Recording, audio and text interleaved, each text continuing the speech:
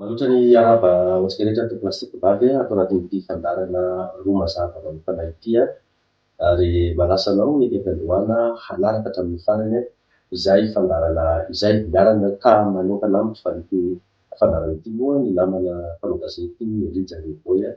ao amin'ny gazety Asfalta miaraka aminao Rivoy. Ie, manonona ny fiarabana ho anareo natokantrano ho amin'ity takarivo ity arapaina ihany koa ianareo mpanaraka ny 24 heures mada ny gazety Pasvava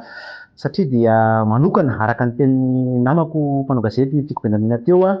ny fandarana ho an'ny anio dia amin'izay mahafandarana manokana zay dia manambahiny tsika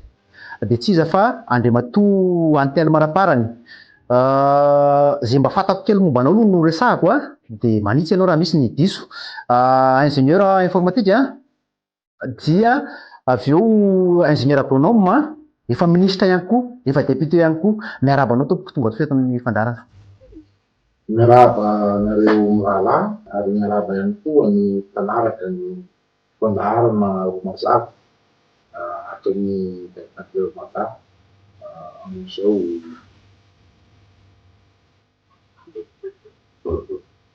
Antelo Maraparany efa nolazaina anaty hapa vao miresaka an'izany Antelo Maraparany izany maministry ny fitoliana azy teo tena ho resahantsika dia vao Antelo Maraparany androany manahoana tena sotran'ny mba azonao lazaina hoe ireny resaka boîte de nuit tany Singapour reny izay misy ny eritreritra fa ianao isany vono Antelo Maraparany mpanongana Misaorabetsaka anareo manasa amin'ny fitadiavana ny mazava, ny marina ary ny mahitsy araka ny slogan-nareo ny 24 heures mada. Angamba amizavana azy dia raisiko ny chronologie na ny tantara nahatonga an'io resaka io. Ny tenako dia voatendry ministry ny tontolo iainana, ny ekôlôjia ary niala tamin'ny volana marsa 2024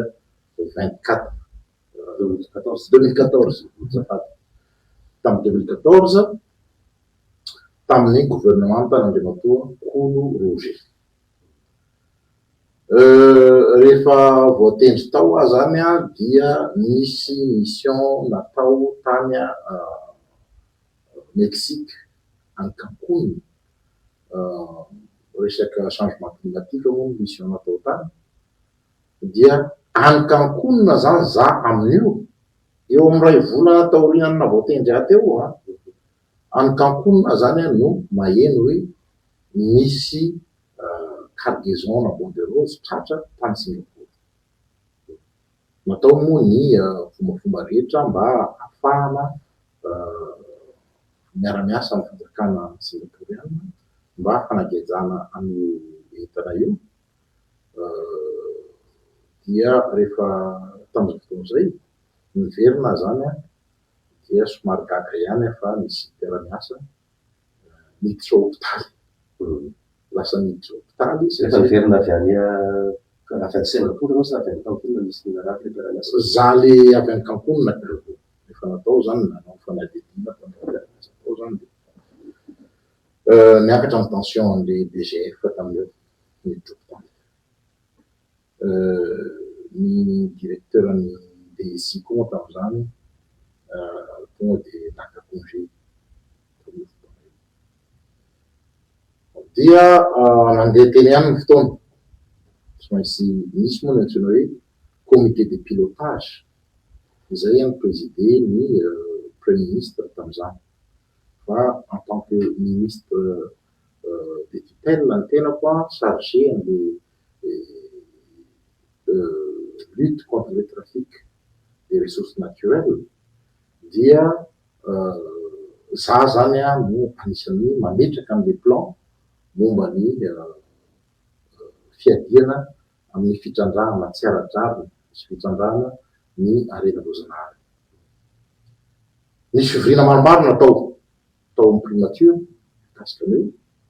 dia tapa-kevitra zany tamin'izay fa hoe andefa délégation ny fanjakana makany a Singapour sy makany a Sri Lanka izay mitariko ny délégation tamin'io, fa nisy ihany koa délégation faharoa izay mitary ny mpanolotsaina ny premier ministre tamin'io tamin'izany fotoana zany a nakatsy a Kenya, Zanzibar, nakany pays panafricain Afrika zany. Ny membre ny délégation nakany Singapour sy Sri Lanka dia ny tenako dia misy ny directeur général ngamba izy tamin'iny ny tao amin'ny affaires étrangères zay lasa secrétaire général des affaires étrangères moa izy teorina mafantatra tsara ihany koa ny zava-misy io tamin'izany. Fetikely ina le natao tany Sri Lanka sa nisy bois de rose tratra koa tany? Nisy bois de rose tratra koa tany Sri Lanka. Ankoatran'le tany Singapour. Efa talohany tany Singapour fa ny quantité ny tany Sri Lanka zany somary kelikely. Dia ny fahatelo ny délégation tamin'izay dia ny mpanolotsaina ny premier ministre Kologer Andriamatoa Zafera ny fatadidiko ny anarany ancien maillot izy io ministre des affaires étrangères tamin'ny fotoanandro ohatrany métistis zay le rangaha dia zahay telo mirahalahy mianaka zany no nanao mission tany Singapour. Ny mission tany Singapour dia tsisy mission hoe nandeha tamina tribunal zay aloha zany alao azava fa mission tamina karazana entité anankiray amin'ny miaro ny any am'zareo rehefa misy zany ny entana tratra ohatran'io dia io entité io no migérer an'le affaire karaza ohatrany hoe misy douanier ao anatiny, misy scientifique ao anatiny etc. Dia rehefa tany moa zay zany dia ny zavatra natao tany dia miady an'le hoe any Madagasikara io entana io ka mangataka izahay mba averina Madagasikara. Nisy ihany koa fanontaniana hoe marina ve reto déclaration reto sa diso tany zahay zany dia fa nilaza fa hoe fausse déclaration daholo ny ao anatin'ny papier rehetra nandefasana an'io bois de rose io. Mbola témoin zany mbola any Andriamatoa Tahiry Miakadaza secrétaire général ny affaires étrangères satria zany chef de délégation fa tam'izany mbola tsy de nahay miteny anglisy tsara dia izy no mahay miteny anglisy, izy zany no mitondra ny teny fa za manome hevitra hoe zao ny tenenina, zao ny tenenina, zao ny tenenina. Rehefa niverina zay dia natao ny rapport ara-dalàna nalefa tany amin'ny premier ministre, rapport de mission milaza zany zavatra nresahako zany. Aniza le bois de rose ary? Le bois de rose dia amin'ny anarana olona maty ny alany teto, olona maty zany nisoratra tamin'io, nisoratra am'le le taratasy le entana miala eto. Fa rehefa tonga ao Kenya na Zanzibar zany le izy dia miova le taratasy dia zay vao iny taratasy ao Kenya iny nitondran zareo azy makany alefa any Chine fa io mahatonga anazy fahitako azy natonga azy tratra tao Singapour dia satria transité tao Singapour zany le izy. Io taratasy io zany no entin zareo itsofohany zay mahatonga anazy interpréter zareo hoe tsy avy any Madagasikara io fa entana avy any Kenya satria ao zany zareo ny karazana hoe blanchir ny papier ao Kenya tam'izany. Rehefa vita tao anatin'ny missionnay aloha zany dia niexigena tam'izany hoe asina expertise scientifique hoe avy Madagasikara marina le bois de rose. Dia zavatra nataonay zany dia nitondra échantillon io bois io dia natao expertise miaraka tamin'ny université Antananarivo. Ni confirmer tao amin'ny université Antananarivo hoe tena Madagasikara espèce avy ety Madagasikara ty. Zay zany zavatra nisy tam'izay. Nandeha teny ihany ny fotoana dia à un certain moment nisy mpanolotsaina ny filoha tamin'izany fotoana zany mpanolotsaina ny filoha Rampianina tonga nanantona anahy nanao intervention hoe maingavy anao mba hosoniavo ty taratasy ty. Za moa tsy nanaiky tam'le izy. Taratasy inona io? Taratasy io zany milaza fa hoe ikontra indray ny zavatra nyteneninay tany a Singapour milaza fa hoe io bois de rose io dia niexportena illicitement. Fa ny taratasy zany de milaza fa hoe légal ara-dalàna indray ny fanondrana an'io bois de rose io. Tao amin'ny restaurant Orion eo akaikina Tsahavola eo no nisehoan'izany zavatra zany andro arivariva. Za moa zany tonga de nandà hoe ninino taonareo na hosoronareo amin'ny toerako eto za tsy hanao an'izany. Taminao ministre za ministre ny tontolo iainana eo. De bon nisy tension kely moa zany hoe ianao zany tsy mino anay etc. Za zany campé une position que tsy manao an'izay. Akory nefa niagagako taty aoriana rehefa nisy ny disadisa teo amin'ny Andriamatoa Jean Ravelonarivo sy io conseiller spécial da io fa nisy taratasy nivoaka avy any nilaza fa hoe miaraka amin'ny soniako milaza fa hoe za zany nandefa taratasy nakany a Singapour comme quoi hoe ara-dalàna indray io. Nisy nangalatra zany sonianao? Non seulement nisy nangalatra ny soni fa mbola ny piraten zareo koa zany ny tao amin'ny système informatique nandefasana an'le mail amin'ny adressin'ny ministère ny environnement. Zay zany natonga an'le DSI nandeha nanao congé raha vao nipoka iny raha iny.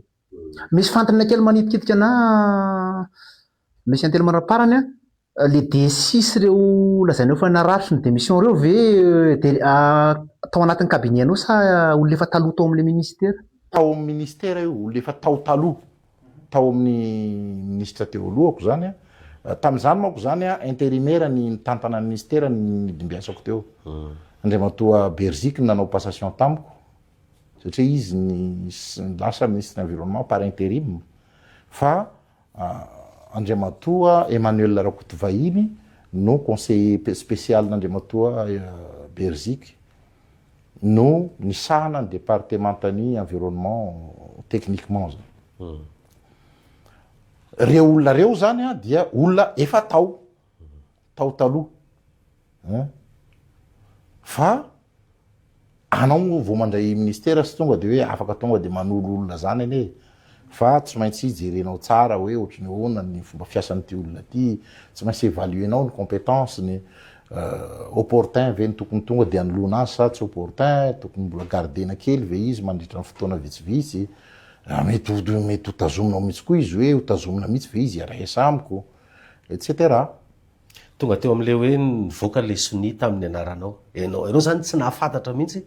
an'le izy fa nisy nivoaka ataon'ireo hoe ty misy soni any amin'ny telo marapara nanahoana ny nandraisanao an'izay? Inona ny fepetra ny raisinao? Tsy hitako le taratasy misy soni koa ne tamin'izany fotoana zany mbola tsy hitako e. Fa heniko fotsiny zany hoe misy taratasy misy soni anao any. Ny zavatra nahagaga anahy koa tamin'izany dia natao ny nandeha tany Mananjary de nivakina nisy namaky ny toerana nipetrahako lasa ny telefona lasa ny ordinateurako. Ianao ministre amin'io? Za ministre amin'io. De lazaina fa veratra amin'ny basin'ny garde du corps moa tamin'izany. Bon, iny moa zany fantatsika ihany mode opératoire an'zalahy. Everiny zareo fa hoe ao amin'ny telefonako sy ny ordinateurako ao zany misy ny dossier rehetrarehetra ny échange rehetrarehetra nataoko. Zavatra tsy fantatry zareo nefa de za tsy manao échange misy amin'ny telefonako raha ohatra amin'ny ministère fa ao amin'ny bureau ministère ihany. Ary ny DSI ny directeur système d'information ihany ny administrateur ny compte ny ministère rehetrarehetra. Azonareo? Zany hoe izy ny afaka miditra amin'ny compte ny olona tsirairay, afaka manova ny mot de passe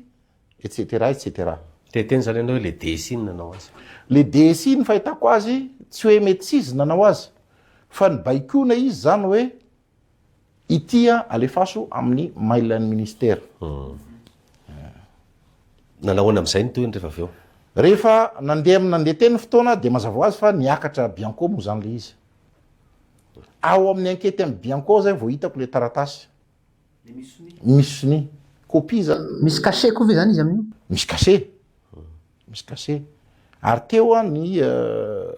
mampalahelo moa zany fa teo no nanahirana ny SP ko tam'le izy. Satria ny cachet ny ministera dia ny SP ihany no mitazona azy.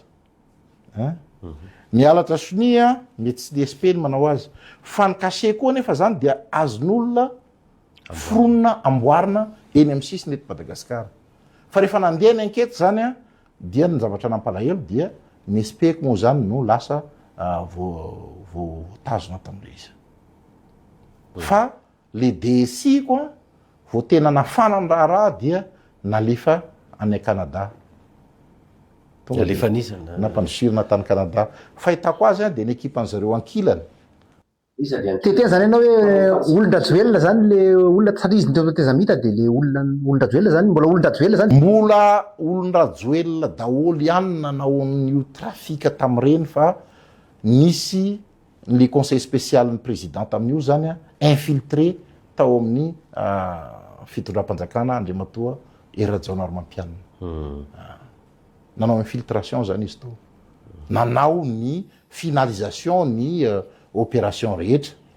D'ailleurs, vao niala Andriamatoa Rajaonarimampianina dia niverina retourné au bercail les conseils spécial.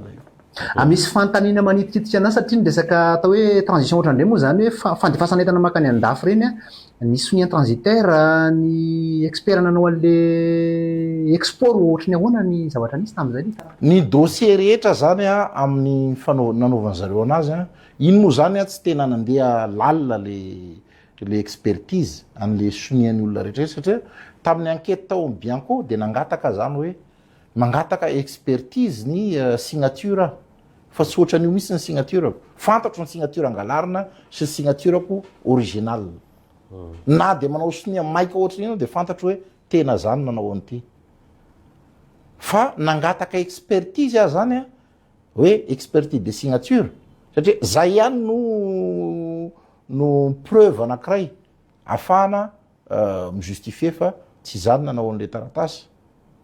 Dia nangataka expertise de signature amina olona assermenté moko no manao an'ireny expertise de signature reny fa tsy nanao ny Bianco tam'izany. Rehefa tonga tao amin'ny Bianco de nanahoana ny toyna raha nisy iza ny voaroiroy zany tao anatin'le izy. Rehefa tonga tao amin'ny Bianco, io moa zany tsy fantatrao iza daholo ny atao ankety satria tsy miaraka tanina fa rehefa tonga tao amin'ny Bianco dia tao amin'ny PV zany ny teneniko hoe ianareo ve de tena marina fa tsy mahafantatra hoe iza ny patron n'ity nanondrana n'ity bois de rose ty. Ianao zao androany zao ve mahafantatra? Natao tamin'ny PV. Ny fantatro fotsiny de nisy vola 5 millions de dollars tafiditra tamin'ny compte-ny Mamarivatomanga avy tamin'ny monsieur Ly ngamba ny anaran'izay le olona milaza fa tompon'le bois de rose tany à Singapour. 5 millions de dollars. 5 millions de dollars. Zany dia anisan'ny dossier tao amin'ny Samifine teto Madagasikara. Fa rehefa nanontany responsable ny Samifine tam'izany hoe azonareo menana ve ny copie n'io dossier ny momba ny dossier Singapour misy le 5 millions de dollars. De nivaly teny azo de hoe aza mitady haka an'io ianao fa vao azonao any io de mety ho maty ianao après 3 jours na any France aza. Fa reo bois de rose reo zany lafo nisy nividy any sa hoe nakaiza reo bois de rose tratra tany reo aiza zany? Am'izao zany izy tsy fantatro aloha hoe nakaiza fa io zany dia bloqué tao foana nisy va-et-vient be moa izy zany ndraindray hoe lasa an'le olona importateur ndraindray izy hoe bloqué ndray fa diso ndray satria misy noho izay falsification be da be tao zareo zay dia tratra eny foana zany le misy erreur foana zany firy no quantité an'ireo 30 000 rondins eo zany à peu près. 30 000 rondins. tsy haiko le izy amy conteneur tsy fantatro tsy tadidiko fa ny valeur an'zany ny estimeny zareo anazy singapourien anazy tam'zany a 50 millions de dollars 2009 ny tena nampalaza an'io a dia 2009 jusqu'à fin 2013 fin 2013 zany ty tratra ty ary ity ny anisan'ny prise lehibe indrindra nataonay tam'zay mbola vo nommé ministre teo rehefa toizako ihany le historique rehefa nandeha ny enquête tao amy Bianco de mazava transféré makany any haute cour de justice ny dossier momba anazy satria mandalo paky de paky mitransféré anazy makany amin'ny haute cour de justice satria araka ny lalàna dia amin'ny asa maministra anazy zany ny aihina mety voaroiroena dia ny haute cour de justice zany no manana ny compétence itsara ny tenako dia rehefa nakany amin'ny haute cour de justice le izy zany dia nalefa ny haute cour de justice nakany amin'ny assemblée nationale eo aloha zany nisy an'le mise en accusation anao natao tany amin'ny assemblée nationale tsy fantatro moa zany zao hoe aizy izy iny zao satria misy miteny hoe raha misy ny tokony enjena amy resaka bois de rose de ry antely maraparany reny fa reny nefa misy fampangana azy ao amin'ny antely mera-pirenena hoe aiza ny toen'iny raha iny am'izao zay no magagana am'izao fotoana zao satria le fiampangana ao amin'ny assemblée nationale dia tsy misy resaka bois de rose mihitsy zao ny fanazavako azy nandritra ny fitondrana Andriamatoa Andrazoelina dia niezaka zareo zany ny camoufler ny zavatra rehetra ao anatin'zany ny fitoriana mise en accusation ny Andriamatoa Andrazoelina sy Mambravatomanga izay nataon'Andriamatoa mifandraika tamin'ny fitorian'ny Andriamatoa Roly Mercia any Mambravatomanga tany amin'ny PNF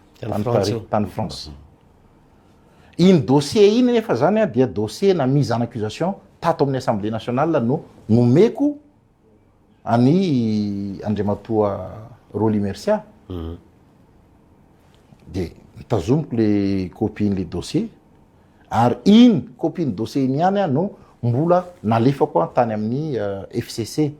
Île Maurice farany teo za farany teo iny izay mahavoaroiroy azy fa natonga an'le izy fahitako azy zany satria ny mise en accusation zareo tato amin'ny assemblée mazava ho azy fa tonga de nanjavona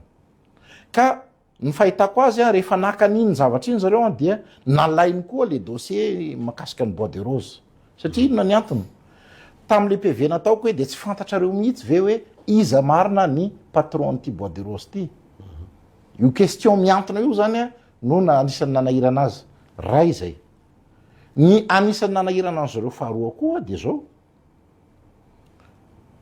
classé sans suite ny fanenjehana azy à un certain moment tany a PNF Paris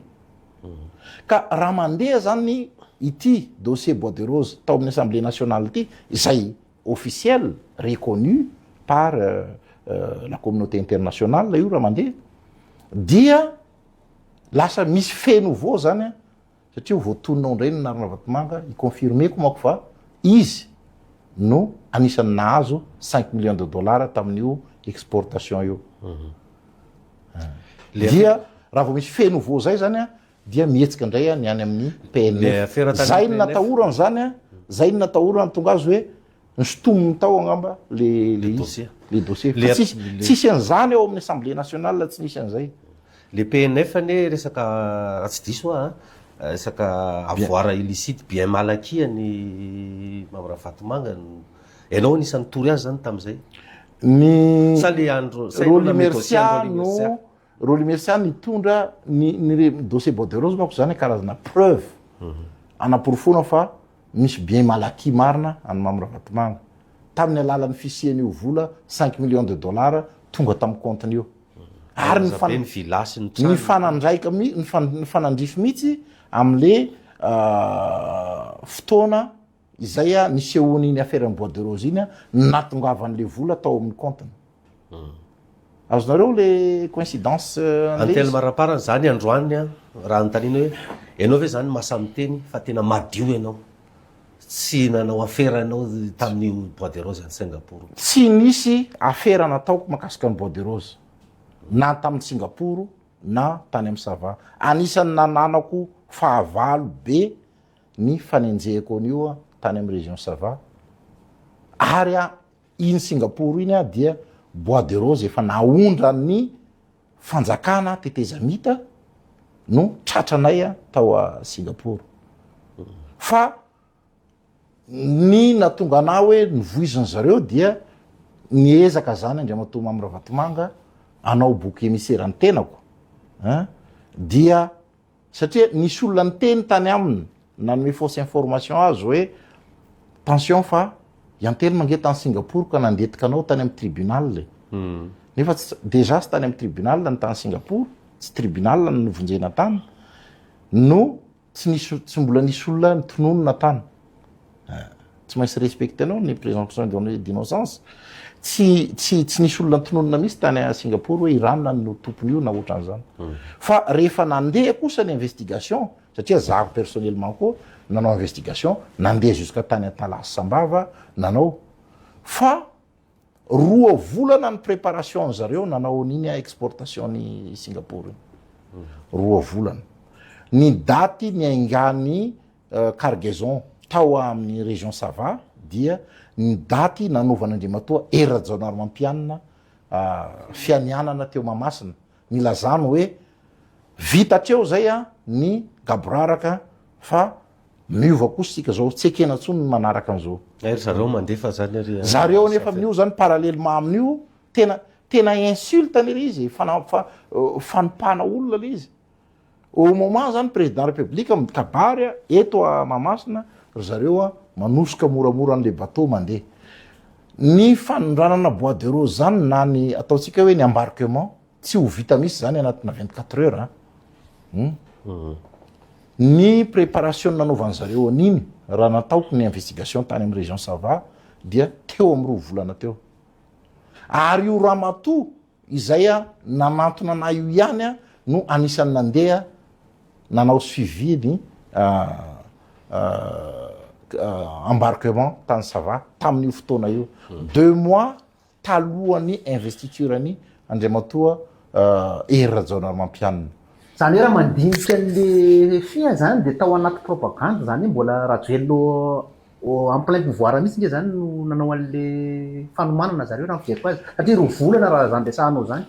Rajoelina ao anaty pouvoir mihitsy no nanao an'ireny zavatra reny zany hoe mety tsy Rajoelina en personne direct fa ny profiten'ny ireto trafiquant reto zany hoe am'izao fotoana misy lacune izao satria tamin'iny mo Rajoelina efa tsy fantatra hoe candidat tsy io candidat etc amin'iny zany ny profitevan'zalahy nanaovana ny opération fa rehefa nanomboka kosa ny investiture ny président Rajaonarmampianina dia eo zalany nandakan'le izy alefaso any am'izay ty mbaranatsika le resaka andrazafady aloha quelques mois saiko 3 mois après niny zay vao tratra tany Singapour le izy satria le trajet n'izy miala eto Madagasikara marapatonga any Singapour dia eo amin'ny 2-3 mois eo rehefa avy moa tsika moliditra tamin'ny tolona sy ny sisa fa amaranantsika n'izay resaka bois de rose zay Andriamatoa Ntelo Maraparany anisan'ny antsonanao sy hoe iarahanao miasa am'izao fitondrany zao raha mifahinao koa azy sy ny zavatra hita hoe resaka bois de rose io hoe anenjika bois de rose sa hoe ivarotra ny bois de rose asa ahoana ny anazavanao an'izay reny zany dia spéculation aloha zany spéculation daholo ny fahitako azy ary fantasme an'le olona am'le resaka noho n'le pauvreté zany dia mifantasme amina argent facile le olona ohatrany hoe remarquenao fa raha vao misy resaka hoe misy volamena ry de tonga de braqué any daholo ny sain'ny olona rehetra de natonga an'io natonga an'le rumeur hoe misy fanondranana ireprendre ny exportation bois de rose dia iantelma Nigeria azy zay mihitsy le izy be da be moa zany miantso anata taorinan reny fa tonga dia omeko ny réponse mazava hoe tena tsy mbola niresaka an'izany tamiko ny filoha-pirenena ny filoha-mpanjakana tsisy an'izany tsy nisy an'izay mihitsy mbola tsy niresaka an'izany tamiko ny filoham-panjakana na indray mandeha ara mbola tsy niresaka momba ny bois de rose tamiko mihitsy ny filoham-panjakana indray mandeha azy na ireo au conseil efadara eo mbola tsy niresaka momba an'io tamiko fa natonga an'le olona nanana an'le fantasma dia nisy fivorian'ny opérateur tany Sava nametraka question tamin'ny au conseiller Gervais nilaza hoe mangataka izahay mba hosokoafana indray mandeha ny fanondranan'ny bois de rose de au conseiller Gervais namaly hoe tsy maintsy étudiena tsara ny fomba hanaovana an'izany raha ohatra ka hoe ho atao zany satria tsy maintsy iarahana amin'ny CITES sy ny ireo rehefa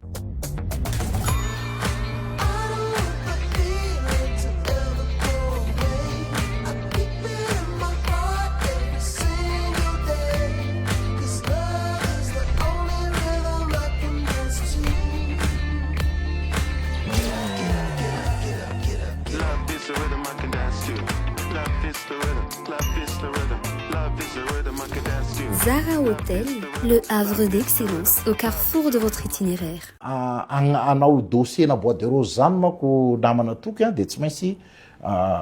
consensuel zany miaraka amin'ny PTF anao zany manao zany Banque mondiale sy ny iny amizay ny gouvernement malgasy miaraka Banque mondiale zany no misoutenir an'le dossier makany amin'ny CITES any à Genève midéfendre ny dossier ohatra nireny manao mémoire reny mihitsy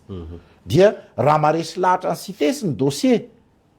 alefanao dia omeny autorisation hoe ok anatin'le processus de zéro stock zany et zéro coupe zéro stock et zéro coupe ny zéro stock c'est facile mora be ny zéro stock fa ny zéro coupe vu ny situation misy amitsika amizao mbola fragile be ny anaovana an'izany mbola tsy nanondrana zany nareo na raikilao aza amizao za manokana aloha zany hatram'izay manko mbola tsy nanondrana bois de rose zany mihitsy mbola tsy tena afaka ijureko amin'ny sur la tête de mes enfants fa mbola tsy nanondrana bois de rose fa tellement matanjaka le réseau-n'le mpamondrana dia raha ianao zany manana volonté be da be ny gendarme zay miasa tany amin'ny Sava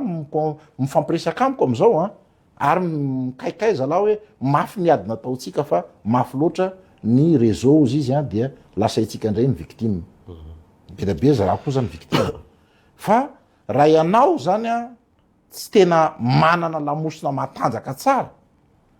miady amin'ireo trafiquant reo dia ianao ny coulé ao la preuve ny nanaovan'ny Ravatomanganany de tsotra fotsiny mba hieviteny ny avoatonina ny anarany dia bombardeny tamin'ny gazetiny foana ny anarako Antelma nanao bois de rose Antelma bois de rose dia ny olona zany mieritreritra amin'le étiquette satria le olona tsy mafantatra hoe inona marina zavatra misy fa mamaky gazety fotsiny le olona za nefa amin'ny fotoana io tsy manana an'le possibilité eo moa zany ny fisian'le conseil spécial atao amin'ny présidence izay mety anahirana raha ohatra ka tonga de niteny an'izao zavatra teneniko zao tam'izany mety tonga de nigadra na mety nampamonono zareo raha zao zavatra teneniko zao niteneniko tam'izany fotoana zany da zany hoe tsy afaka tsy nanana possibilité zany anaovana réplique ohatra zao ataoko zao ilazana ny zavatra tena nisy marina fa raha vao niteny an'izany tamin'ireny fotoana ireny de naza tonga dia antsiafa na nyvonono zareo zay misy ifandraisana fa nataony zareo zany nampiasainy daholo zareo daholo zany moyen de communication rehetra nananany nentina nametrahana ana comme bouc émissaire mba iarovana ny tena grand boss nle izy azavaiko anareo comment se passe le financement an'le trafic de bois de rose satria zay isany nandaniko rondo koa nanitra ny exil ko hoe nanao recherche an'izay le sinoa zany misy sinoa anankiray mpanambola be any Chine izay tsy matoky afa mety sinoa ray ihany teto Madagasikara PSONA efa maty io ray aman-dreny Métis Sinoa io Métis Sinoa io nefa zany a zay a manana compte offshore any a Île Maurice daholo zareo a izy sy ry Ravatomanga rehefa tonga ny 2009 satria nisy zanak'io Sinoa io nao exil tany a France tam'izany fotoana zany avant 2009 zany hoe tamin'ny andron'ny Marc Ravalomanana ny zanak'io Sinoa io zany a voahenjika tamin'ny andron'ny Marc Ravalomanana dia nandeha nipetraka tany a Porta d'Italie tao Paris rehefa tonga ny 2009 dia nandeha Andriamatoa Mamy Ravatomanga nanantona an'io zanaky ny Métis Sinoa io tao a Porta d'Italie nilaza hoe zao a efa azonay ny fitondrana zao fa raha te ody alahy dia omeo anay daholo a ny fandehan'le business ny bois de rose sy litchi dia mazava ho azy a le bandy te ody dia nandeha nanomeny le izy le Sinoa grand patron any Chine nefa tsy matoko mihitsy afa-tsy le papan'le zalahy le exilé io de qu'est-ce qu'ils ont fait le Sinoa le Métis Sinoa teto Madagasikara zay atokisan'le grand patron chinois zany a no ivantanan'le vola ao Île Maurice dia le rangahy io ihany koa no mandefa an'le vola mitransité ao Île Maurice na amin'ny compte le rangahy le Métis Sinoa zany a any zany de fa mandeha makany amin'ny compte-ny Mamy Ravatomanga ny anjara amin'ny opération rehetra misy eto Madagasikara fa tsy mandeha ty Madagasikara any Île Maurice any zany anazy de fa prélèvement à la source molona zany anazy ary zay ny mode opératoire Andriamatoa Mamy Ravatomanga rehefa manao zavatra ny fiantsona azy de monsieur 5 millions de dollars à chaque opération ninninina io zany de hoe manomezanareo 5 millions de dollars de mipasy eo zay ny mahatonga le hoe capture d'état nataon'ny ministre Fanirso iny zany ny formana capture d'état zany dia le Sinoa iny am'izay zany a rehefa nanalana ny amin'ny Andriamatoa Mamy Ravatomanga le vola le commission Mamy Ravatomanga dia alefa makaty Madagasikara amin'ny alalan'ireny casino sy fanakalozam-bola chinois reny dia andry zay vao miparitaka am'le olona eritreretintsika hoe patron le patron bois de rose tany Sava le gas le Métis Sinoa gas zany zay ny fandehan'le le circuit le vola zany mandeha dia le patron le gas am'izay zany no mipaye an'le collecteur ambanivohitra sy mipaye le collecteur indray ny mipaye le ouvrier zay ny bûcheron zay le organigramme efa nanaovako organigramme mazava zany zay napetrako any amin'ny FCC ao Île Maurice ihany koa farangamba tompoko momba le dossier tany amin'ny assemblée ngamba nasiko resaka kely tetembe zany ianao androany fa Ravatomanga ihany nakale izy tany amin'ny assemblée mba hirovany tena am'le tany am-PNF de toute façon tsisy olona sahakan'iny ankoatran'ny Mamy Ravatomanga tsisy olona manana an'le puissance teto Madagasikara aka dossier ao amin'ny assemblée nationale ka hoe tonga de manjavona le dossier raha tsy Andriamatoa Mamy Ravatomanga ya antelo barapara ny exilé politique tsy haiko firy taona ianao ny tany andafy enina sa 5 taona sy 5 volana teo zany inona no nahatonga anao nitsoka tany France tantara be koa io rehefa nandeha ny 2018 moa zany raha antsika milahy tamin'ny 73 de député izahay zany no mbola anisan'ny janona nanoana ny filoha era-jaroam-pianina zahay sy ry John Nelita zany efa tsy ministre atsony ianao tamin'io efa député amin'io efa député ny Mananjary député ny Mananjary amin'io niverina député zany satria rehefa niala ministre ny élevage zany ka natambatry ny gouvernement tam'izany tamin'ny ministre ny agriculture ministère ny élevage zay nitantanany président Rive Rakotovao zay président ny HVM dia niverina solombavam-bahoaka zany rehefa niverina solombavam-bahoaka dia nisy ny resaka 73 député iny moa zany iny tsy tantaraiko belabe fa nanaovana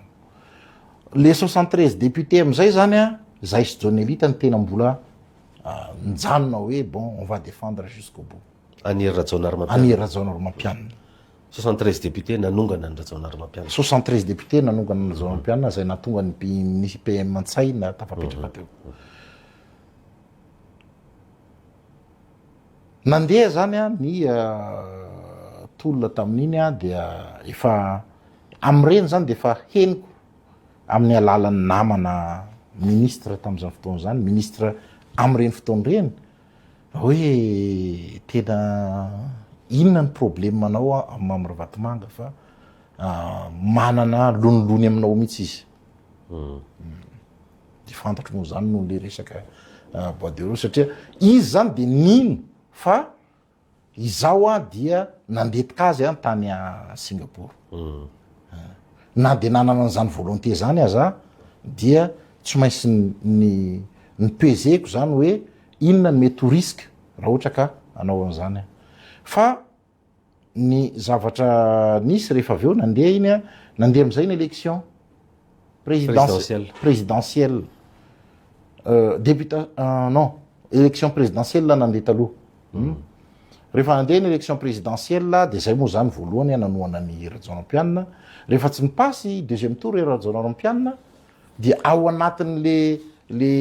fiandrasana directive any amin'ny parti zany hoe iza ny toanana amin'ny deuxième tour. Zay efa fantapantatra ihany fa hoe tsy hanonona ny parti, tsy hanome directive ny parti dia ny choisir zany a nanoana an'Andriamatoa Marc Ravalomanana. Io zany resaka conviction satria raha ny za efa directeur tamin'ny fitondran'Andriamatoa Marc Ravalomanana, directeur régional ny agriculture et élevage pêche tamin'izany fotoana zany nitambatra satria mahepa tamin'izany ministre anay tamin'izany Andriamatoa Ivanatra Niona. Za directeur régional tany Manakara. Fantatro zany hoe ny mode de gouvernance n'Andriamatoa Marc Ravalomanana dia azo ekena lavitra noho ny fa satria za koa efa hitako ny mode de gouvernance n'Andriamatoa Andry Rajoelina tamin'ny Tetezamita. Dia nanana fotoana, nanana possibilité zany tena nanaovana comparaison hoe iza ny metimety kokoa hitondra firenena. Nanoana ny Ravalomanana ianao. Nanoana ny Ravalomanana. Mbola misy sary ihany fanohanako ny Ravalomanana tamin'izany. Alohan'io andehanako hanao descente makany Mananjary hanoana ny président Marc Ravalomanana efa zany no miantso ahy i député Tinoko Roberto tamin'izany hoe andao alala tsy mba hiaraka aminay hanoana ny président Andry fa misy olobe te resaka aminao. Za moa tsotra ny teny Tinoko Roberto hoe efa hitako daholo ny mode de gouvernance ny olona rehetrarehetra candidat anankiroa reo. Za tsy afaka hanoana ny Rajoelina fa tsy tena potika ny fireneko. Kay zany fahitako azy au moment ny Tinoko Roberto miantso anahy io zany raha ny fahitako azy mety atao ny kit main libre zany de eo daholo zany ry Mamy Ravatomanga sy ry Rajoelina maheno an'le izy. Fomba ny tombony tsy fitiavanao amin'ny Ravatomanga anao. Ka le izy koa ne zany noho ny fahafantarako an'izay hoe fantatro hoe manana lolony amiko izy dia anisany hoe tsy hanoana an'io mihitsy satria juste ho antsony fotsiny ho ampiasainy hanoana azy fa rehefa avy eo ho dakana ohatra ny olona rehetrarehetra. Surtout ny olona maintimainty ohatra anazy zao moako zany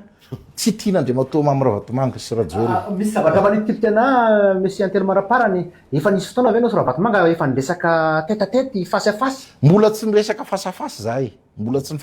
nahitako azy indray mandeha dia sendra za ministre ny environnement ngamba iny nandeha tany Nosy-Be ray avion. Ndraiky avion vol commercial io zany zahay de zareo moa any amin'ny business class za amin'ny classe économique de fakahitany olona amin'ny avion kely io de nifakahita za ihany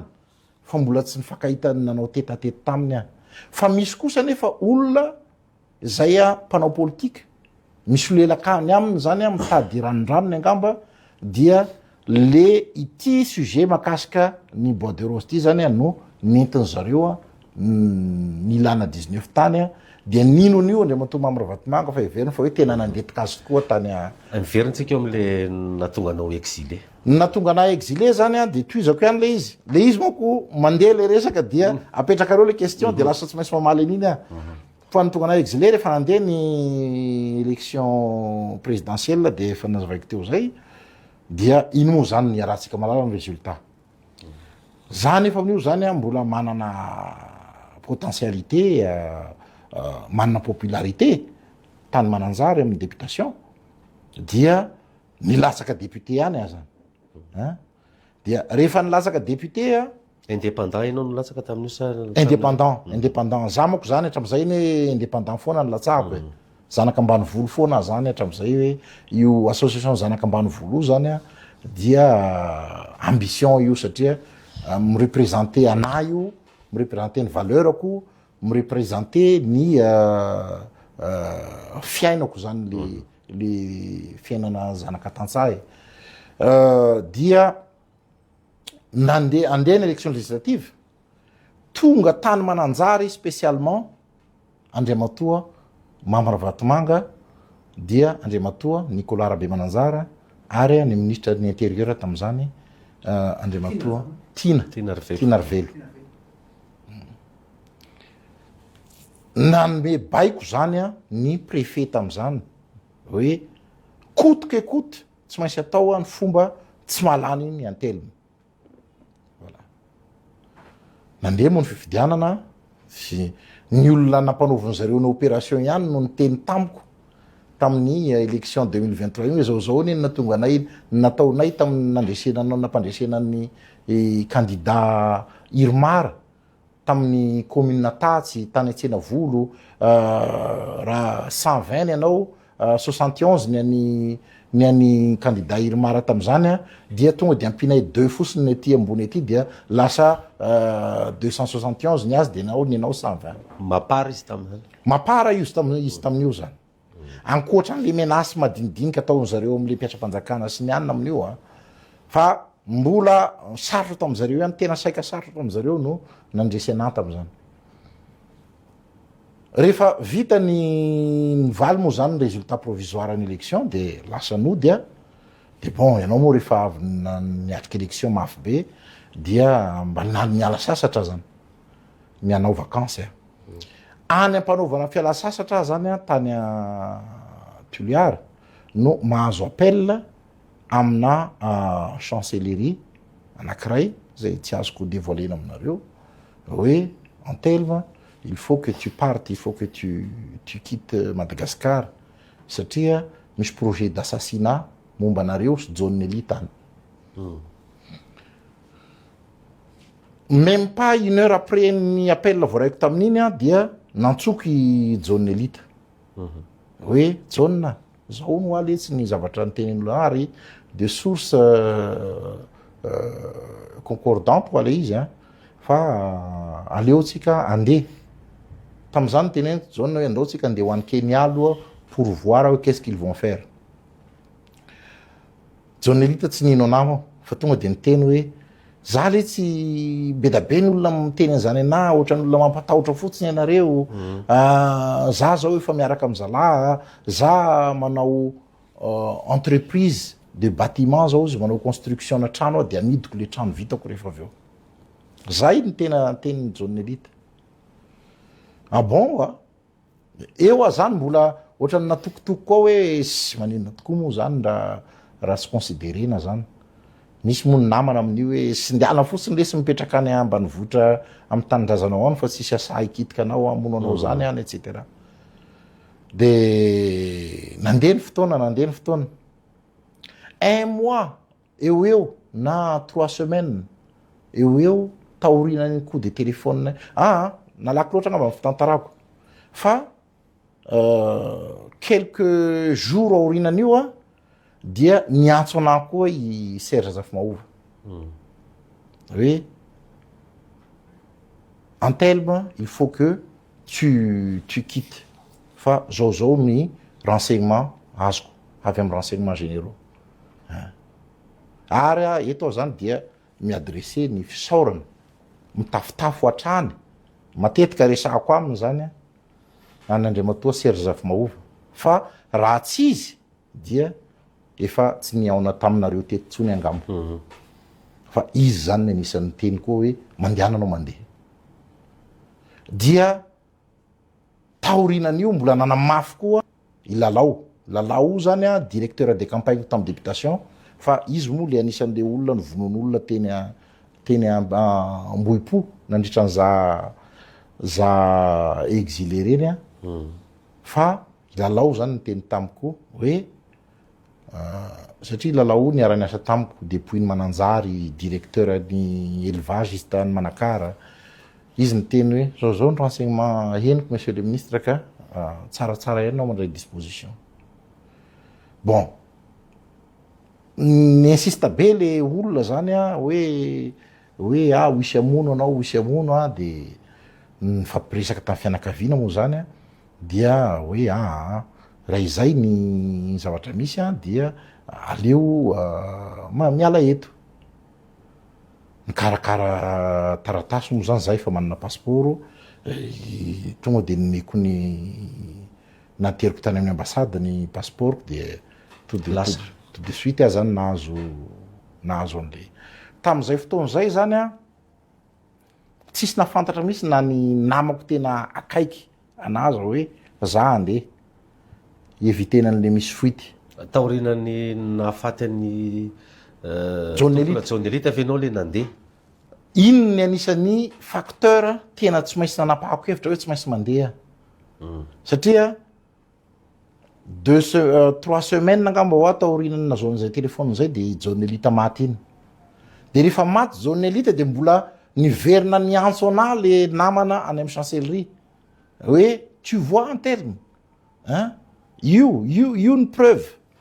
et anao mbola misalasala ozy izy mbola te hijanona foana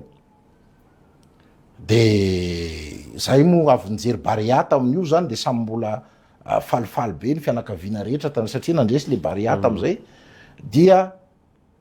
naheno tampoka hoe maty Jonelita eo zany ny tonga saina hoe tena grave zalahy reto ny toeram-ponenako anefa amin'io zany somary mitokatokana mba mipetraka ambanivohitra n'Antananarivo amin'ny mazanaka ambanivolo zay de ambanivohitra foana dia za hoe raha ity toerana misy anahy ty de mora be am'zalany manao hoe mandefa olona manao ataka amy armée nefa za fotsiny am'le izy dia lasa zany nandeha ianao zany mietrehitra hoe mety misy ifandraisany amin'io le nahafaty ny tompony la Jonelita am'le menace io à 95% za zany de mino fa tsy arrêt du cœur zany nahafaty any Jonelita tsy arrêt du cœur zany nahafaty an'iny à 95% fa le izy moa aty Madagasikara tsy nisy analyse tsisy test natao tsisy autopsie natao fa de maty arrêt du cœur io de vita fa raha tany ivelany ny zavatra ohatreny tsy surtout que le olona tsy n'importe qui fa personnalité publique tena nisy analyse minutieuse mihitsy iny zay vao hoe maty ny arrêt du cœur mara amin'ny fomba hoana ny inonao zay sy Jonelita miaraka manao sport fa Jonelita zany tena olona matanjaka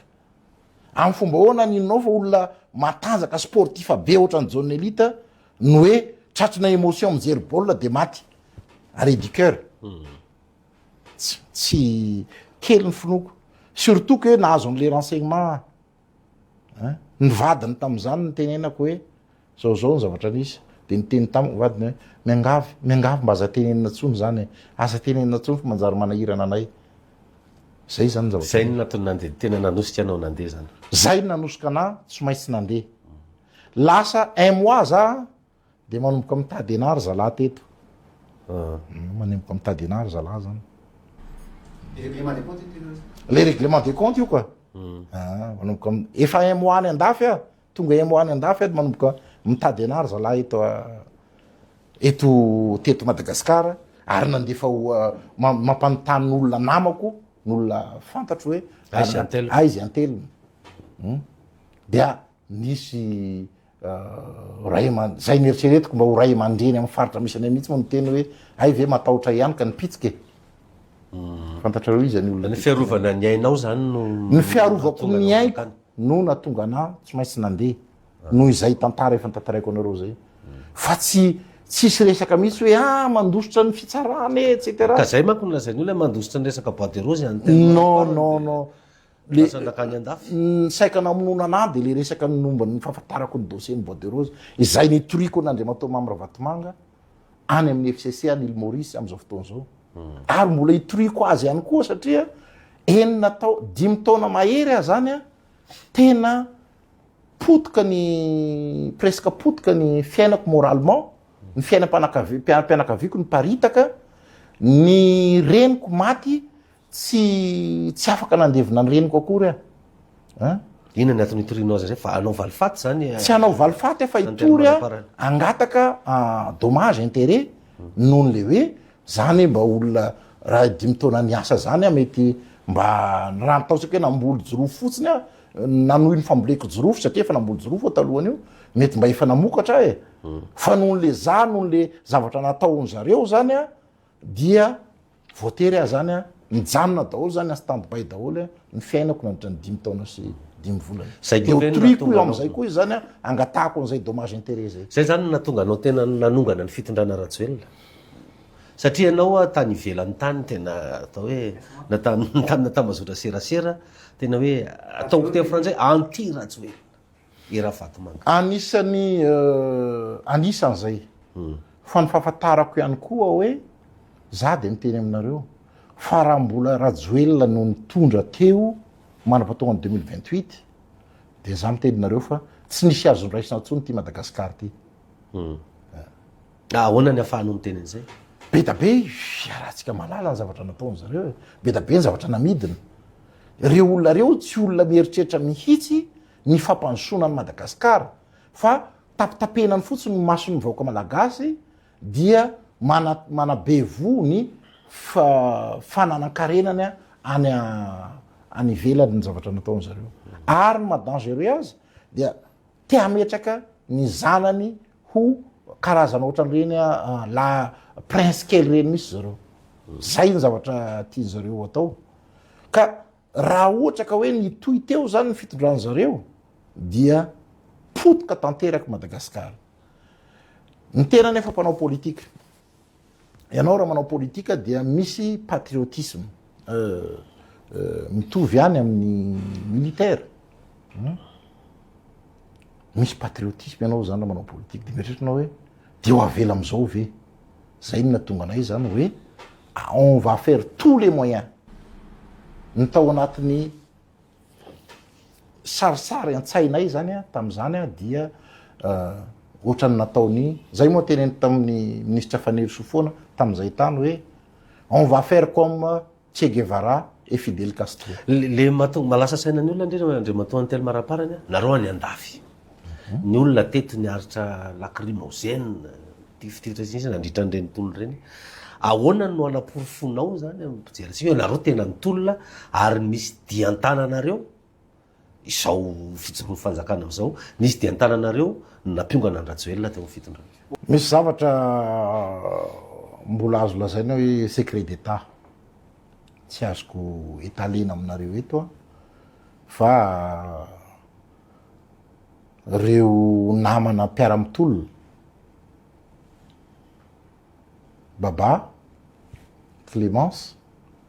et ministre Lily et colonel Gervais, colonel Michael, colonel Rapanarivo, colonel Lucien, Aria, colonel Marcelin, zay promotion ko teny amin'ny université mo colonel Marcelin. Mafantatra sy ireo sous-officier rehetra tao amin'ny kapisaty reo mafantatra hoe qu'est-ce que nous avons fait ensemble zay ngamba ny azoko lazaina dia araka ny fomba fiteny hoe entre intelligents on se comprend à demi-mot fa ny lesona tiana ho ampitaina ao anatin'le izy de tsotra hoe plus jamais ça tsy misy tsony a ny olona hanao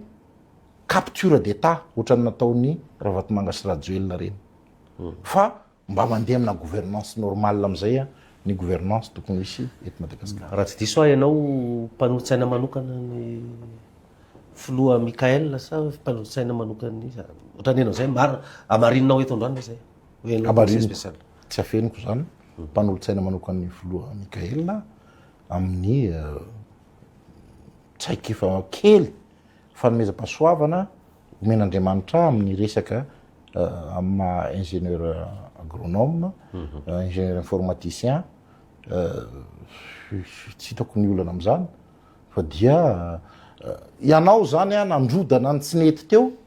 dia raha antsony olona ianao hoe andao hiaraka anangana an'ity trano ity zay narodantsika tsy maintsy natao ny démolition satria mireprésenter risque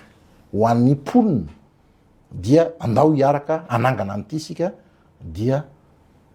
manana mauvaise foi ianao raha tsy manaiky zany a satria hoe androdana fotsiny ve ny ataonao zany fa mitondra koa ianao ny traikefa fanomezam-pahasoavana kely avy amin'Andriamanitra izay anananao dia iny no arosonao ny filoha zay mpitantana ny firenena am'izao fotoan'izao. Eny tompoko iny raha teo iny Mazandra Vatomanga ny amin'ny Nosy Maurice nisy feo zany teny hoe samborinao Andry Rajoelina atao hoe zay le izy fanjavara tiako tenenina hoe tena iroso hatramin'ny farany ve zany nareo amin'ny famongorana ny zareo. Apiko kely hoe manana hery ve nareo raha moka mandat d'arrêt international ho an'ny Andry Rajoelina zany. Mbola tsy azoko lazaina anareo hoe inona no ataonay fa be da be moa zareo manao hoe na ianao koa tokony samborina zao sambory Rajoelina avereny eto dia miaraka milahatra eo zay dia alao andeha ny fitsarana nazara zany dia azo tsaraina raha ohatra ka hoe nisy fôtanana ataoko teto Madagasikara ka tena nanana po fa tena nanao oliomarina dia eo koa Rajoelina zany am'izay fotoan'izay eo Ravatomanga samy eto tsaraina eto ary zay ny tokony ho processus normal ho tsaraina daholy aloha ny rehetrarehetra dia rehefa avy eo zay vao mandeha am'izay makany amin'ny concertation fifampiresahana izay meloka zany meloka ny amba zay meloka aloha dia mamerimbola mamerimbola izy mamerina ny valeur ny eloko nataony na mety za moa tsy pahalalana fa mpamboly mangahazo na mety hoe resaka dommage zany tsy maintsy averiny amin'ny fanjakana na mety ho hiditra ho amponja ihany koa izy arakaraka ny degré ny zavatra taony zany fa raha ny satroko dia tokony averina amin'ny kitapom-bolam-panjaka ny zavatra nangalarin'ny Rajoelina sy nangalarin'ny Ravatomanga nangalarin'ny Hery Rasoamaromaka sy ireo fongony rehetrarehetra tamin'ny nitondrana dia averina amin'ny fanjakana malagasy eo amin'ny kitapom-bolam-panjakana anaovantsika ny fotodrafitrasa anaovana ny RN7 anaovana ny RN2 anaovana ny RN1 anaovana ny RN4 RN6 etc. Ty efa faraparany satria fa lasa de lasa ny fotoana fa maninona ho Andriamanto Antelo Maraparany ny premier ministre teo aloha Tsay Christian tsy mba resahanareo mihitsy nefa izy firy-taona premier ministre teo mety mahafantatra zavatra be dia be koa izy eto amin'ny firenena. Premier ministre Christian raha ny teny teo hoe Andriamatoa Andry Rajoelina Andriamatoa Ravatomanga sy ny fongony dia tafiditra ao anatin'izay Andriamatoa Tsay Christian ary ministra fanerosoa ny teny fa hoe efa mandeha any ny raha mikasika an'ilay volamena ny vadika vy misy zavatra hafa ihany koa hany efa mandeha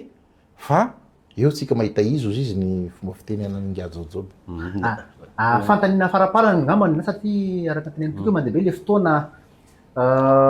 mandeha be ny resaka fa mbola tsy miala ny fonongony Rajoelina tompoko tsy hitanareo hoe blocage amina fandrosoana tianareo andehanana taoko ianareo satria nareo mpana politika ve izay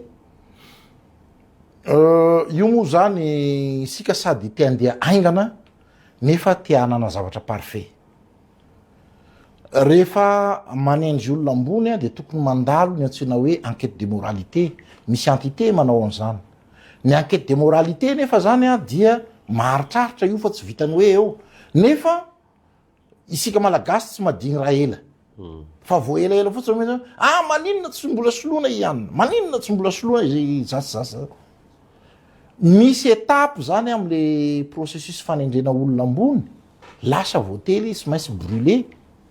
sy maintsy brûlé na iny étape iny a de manendry olona. Mazava ho azy fa misy erreur am'izay fotoana zay, misy erreur am'izay fotoana zay. Raha teneniko anareo zao ohatra ny taleparitry ny communication any Anosy izay olona mifamaly tamiko tamin'ny Facebook tamin'ny fanohanana an'Andriamatoa Andry Rajoelina, izy tena mpanohana Rajoelina mafatrapo any non taleparitra ny communication any Morondava Menabe ngamby izy zay le voatendry farany teo le voatendry kamamy tsy hoe kamamy voilà voamaly dia tena olona pro Rajoelina fantapoko fantapirenena fa noho ny tsy fisian'izay satria za mihitsy no matetika miady hevitra aminy amin'ny resaka fanohanany Rajoelina